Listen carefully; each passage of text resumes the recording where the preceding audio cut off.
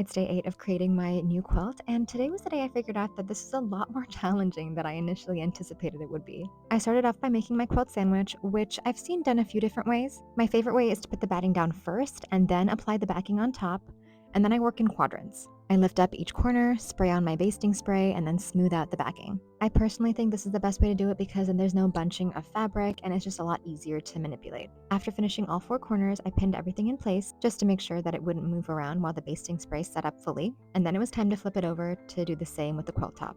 Unfortunately, attaching the quilt top to the batting showed me just how poorly I had sewn everything together. I've tried my best throughout this process, but quilting is not an easy job. I am thankful, however, that I am very forgiving when it comes to my own mistakes, specifically related to quilting, including this one that I spotted as I was spreading everything out where the seam wasn't fully attached. Then it was time to make this a little more manageable to work with as I decided to machine quilt everything together. Spoiler alert, this was a mistake and I definitely did not like how this turned out. To the people who make machine quilting look so easy, please tell me your secrets. This did not work out the way I intended it to. I think it was primarily because the seams underneath were just bunching up because I didn't iron everything on the back, which was probably honestly where I went wrong. So I decided to hand quilt this instead. This is going to be quite the undertaking because this is a big quilt, but I really like how this looks, imperfections and all, so this is where I'll be for the foreseeable future.